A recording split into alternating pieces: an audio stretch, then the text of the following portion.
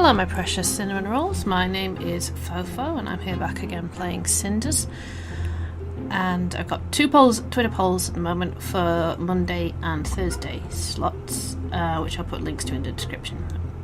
Previously, I can't even remember what we did previously. Well, we're talking to Gloria right now, so we're arguing about something. Carmos has gone away, that's all I remember. It's a typical answer of an angry child. Do you even realise that we managed to describe the house, all of us, if it was all about you?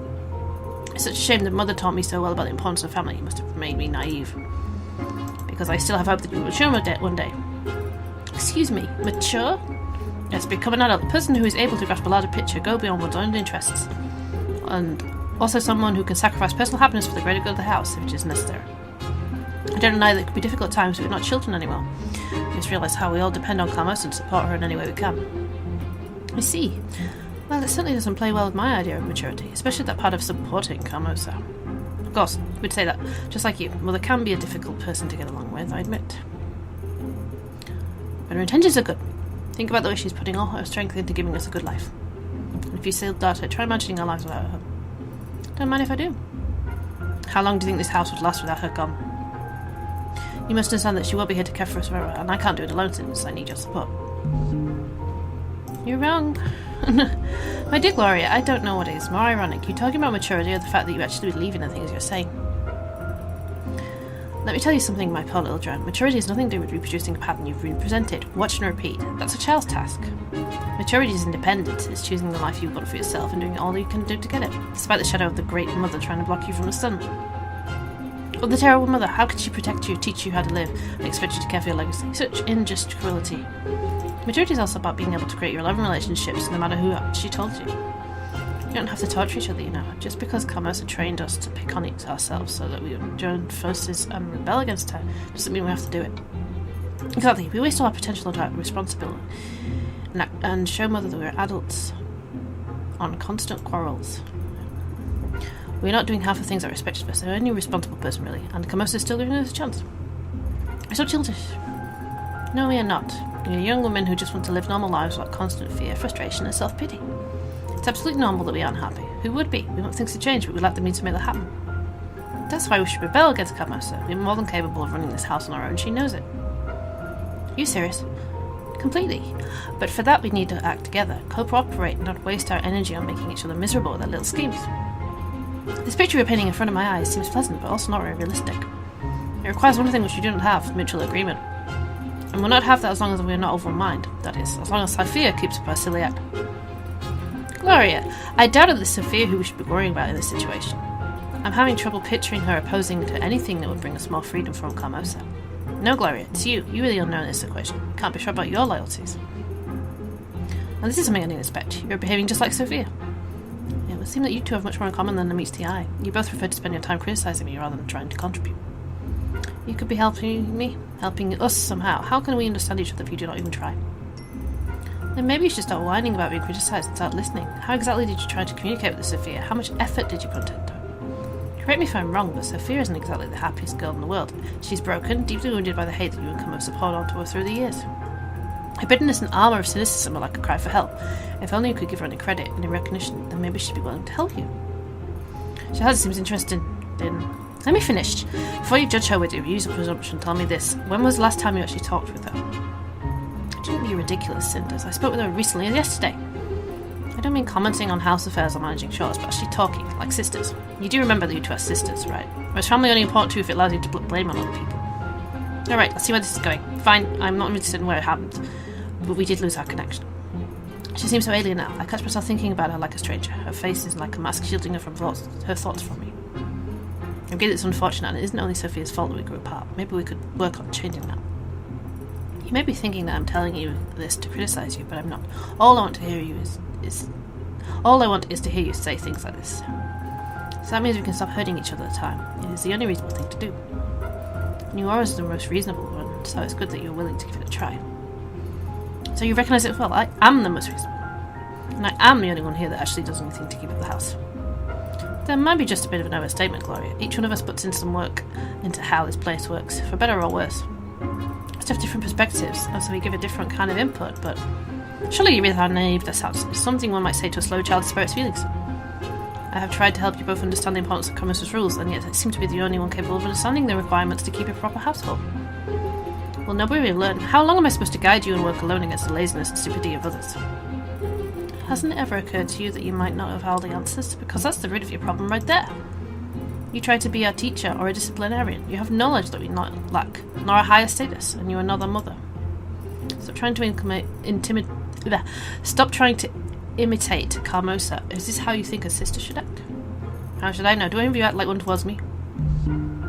Reason with her. Oh, such debate skills you have. Attacking me as a person clearly proves you're the reasonable, logical one. I'm not the one at fault here. You are not the only one at fault here. We all are. Reason dictates that all sides of conflict contribute to good couldn't stay. And so we all did. Let's assume that is correct. What would you propose then? Sophia and I would have to admit we were wrong to attack you and hinder your efforts to take care of the health. Oh, so true. You, on the other hand, would have to admit that you blindly mimicked Carmosa rather than using your reasoned abilities to best take care of the house. We all need to change our ways. If things are to improve, blame is unimportant. Refraining from our old habits and working together is. That does show a good image. I think I would like such change. One thing, no. Do you really think I mimic Carmosa? Gloria, would you please stop for a second to think and answer one simple question truthfully? What question might that be? What do you like to do? No, I don't mean something that you feel obliged to do, not like a chore, necessity, or an assignment. What do you like to do? What makes you happy? What do you want to do just for yourself and no one else? But what are your goals? What do you see yourself in your future? What will you do when Commerce is not here and you'll be able to move on? Where do you want to go? I don't know, just want to make everything better. The house should work as intended. It should do so because me. I want to make everyone happy and keep it all together. Fine. And when you accomplish that, what then? Imagine the house is running smoothly. Carmosa is proud of you and relaxed. All tasks complete. What would you do with all your free time then? I do not know what to say. Indeed, such a situation seems highly unlikely to occur, so I have not given it any thought. Who are you? What do you know about yourself? I do not know. I do not know why you're so mean to me. All I did was come here with an open mind to talk to you, find some mutual understanding. You get no understanding because there's nothing there to understand. You came here to reenact Carmosa in a statement of superiority. That's not true. I did indeed try to get through to you. You simply would not listen. You didn't either get through to me. You came here with the air of superiority to boost your own conviction. You don't care about myself or Sophia. All you care about is you. This is pointless. I see no reason to listen to such nonsense. Especially since I did nothing to deserve such treatment from an immature brat. Both of you are trying to turn everybody against you. And you will be able to whine about the fate that brought you to living in cinders and pain. You must have some kind of huge lapse of judgment if you've been treating you as a mature woman. Oh, look who's talking. Do you even understand the word mature? Is it just something you repeat after Carmosa? Fine, Cinders. Get out. Enjoy your feeling while it lasts. You have one more day till Carmosa returns. No, it's stupid debating the order of things will go any further. Do not try to teach you. You can go and do as you please for today. We'll see where your freedom gets you. Cinders. Yes, says, we both know you are powerless to stop me from leaving the house. I'll do anything for that matter, so you can stop pretending. Or did you grow accustomed to pretending too much? Pretending to have goal, to be confident, to be Carmosa. Don't listen to this. Goodbye. Oh, that was a long conversation. Hello there, Hall. Let's see what new surprises you have in store for me today. Because I have to warn you, after the conversation I just had, I'm hard to impress. Hello there, early bird. Only old surprises, apparently. You really should try harder next time, Hall. Having a conversation with a room, how bizarrely refreshing. It's good to see you too, Sophia. Now, I never thought I'd say something like this, but here it goes. Carmosa was right, too much reading does make you crazy. But evidently also makes you interesting, at least interesting enough to make my eternally uptight sister sneak into your room when she thought I wasn't looking. I seriously doubt she's that naive. Doesn't matter, the real question is, what did she want from you? Did she come to ask me for help? To ask you for help, even. So many hours without the chance to struggle for Carmosa's approval must have left the poor girl, quite disturbed. Oh, you know our Gloria, true stronghold of independence, a font of wisdom. I take it she came to spread her usual Carmosian propaganda among the little ones. Only to meet with stout first resistance to the people. Do not be silent, shouted the crowds. Oh my, it must have been quite the display. Did the guard intervene? If you're asking if there was any violence, then yes, plenty. The streets and squares practically turned red. Oh, how lovely. Was she hurt? Did you slap her? No. I think that would be going a bit far, don't you think? My dear, simple sister, who can really say? Such things tend to be relative, you know. a man's criminal hero is a criminal to someone else. It's simply too complex for a girl like me to decide. So when it comes to Gloria, I don't analyse and stick to the golden rule. Violence is always the sense. I see. I think you're just giving me a bit too much information there, Sophia. Oh, you're such a child. In case you didn't notice, we're living in the middle of a dangerous and unforgiving forest. This place is packed with wild, bloodthirsty predators. And whether we choose to see them or not, they exist. What a lovely thought. I will think about it on my trip through the woods today. Oh, you're going out again? I have to eat something first, but yes, I'm going out. Why? I was just wondering if you, well... What is it, Sophia? Are you blushing? No, ridiculous. Of course I'm not blushing. I was just thinking that maybe you could use some company? You want to leave the house? Yes, is that a crime? Dearest Sophia, no, not in my book. Of course I'd love to go with you. But a lot is happening now and I wanted to have some time to think alone. Really sorry, maybe some other time? When Camus is back, right, I'll get back to my room and stay there forever. Don't be like that. I'm really sorry. You just caught me by surprise, but I really want to go out with you whenever we can get the next chance. Yes, I understand. Go then and have fun doing your secret stuff. Thanks, I will. I'll see you in the evening. Sorry again. Good down. Another day of freedom I can spend on the town. There's always something going on here. Even now I see some commotion in the street. I know what that's about. Oh. The moment I saw my cow die, I knew it. It was the evil beads of yours that did it. What are you talking about, woman? My poor Molly has died and she was in so much pain for days. She moved like she had never moved before. It was almost like moaning or crying. It was your fault. I've seen the bad omens, my poor Molly moaning, and the odour her wretched body made. It was your curse, witch. Cows smell on their own, and your Molly didn't need my help in that department. You might not have noticed her because you only bathed occasionally. My poor Molly's dead. Lifeless as a clump of mud on the street, and it's house which you are just about it. And it was you doing, you wretched. I'm laughing because I little else do. How else should I react to your stupidity? You want someone to blame? I told you to come to me so I could take a look at your bloody cow and heal it. But did you listen? No. The animal's pain was not enough reason to spare a few coins. But I did ring her to you. When it was terminal. Before that, you said, it's for fate to decide what happens. Well, when it's your responsibility, you leave it to fate. And who would have guessed it doesn't work out well? You said the cow would die, and she did. I said it would die if you wouldn't take care of it. Fate certainly won't. The damn cow was seriously ill. You can see that for yourself. You only came to me when it couldn't move anymore.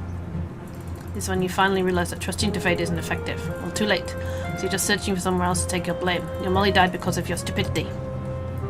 Oh, but she didn't die until you looked at her, you witch. This whole town knows you were bad news. You're not welcome here. Shut up or else I'll turn you into a frog. Or a cow to compensate for your loss. Perralt says, what's going on here? Oh, good Captain. Please arrest this evil witch for killing my poor Molly with her evil eye and her devilish beads. She has... Molly? My poor cow. She was so kind and helpful and... Is there any truth to what she accused of you? I'm not even going to dignify that foolish answer. If this idiot doesn't want to take responsibility for her own actions, fine, but leave me out of this. Alright then, my dear lady, I'm going to have to ask you to go home and wait till I sort this out. But I will make it my responsibility to sort this out. Now, please go home and do not pursue this matter on your own. Do you understand? Yes, I do. Fine. I do apologise for this woman's behaviour, and I hope you're not bothered by this. You know how the toes people are when they feel hurt or helpless. Oh, I do know. They blame the wicked witch, sometimes with the help of torches and pitchforks. I hope, however, that you realise that you're welcome here. These are good people. They just get carried away sometimes. However, they're going to expect you to always be able to bail them out of their problems. For generations they did that, and all the noble professions, yours is still needed. Oh yes, I'm so needed that you had to intervene. How many times has it been now? Them blaming me for their own stupidity. This town shows a strange way of showing appreciation. Might be time to move on now. No, surely you don't mean that. Just yesterday, this young woman told everyone in the inn how much you have helped her and... Sure, grateful lady nobody listened to one day. Insults, blame, and pitchforks next. It seems like a good cue to leave. I've got a reason to be angry. Oh, just give me some time, please. I need to think. Someone in this town should anyway. Fine, I consider the matter settled, and you will do as you see fit. Likewise do. Till next time, madam. Good day, Cinders. I did not notice you standing there. Good day to you too, Captain. I inquire what is going on. Oh, just another day in the town as usual. Nothing out of the ordinary. Sure, let's attack the witch as usual. Exactly my point. That's not what I meant. I meant there is no danger, so you don't need to worry, Cinders. Everything will be fine. Don't you have some robbers to kill, or at least vagabonds to hold down by the ear? Or did picking up girls just become a priority for the town's watch? Yikes! Perralt says, I have been in merry battles and I stood my ground. When the ladies decided Madam Ghede gets a temper up, there is no shade in retreat. So Please excuse me, Cinders. I shall bid you ladies farewell. But stay in the inn for a while if you feel like talking. Oh, no need to apologise. Farewell, Captain. I need to end this episode here.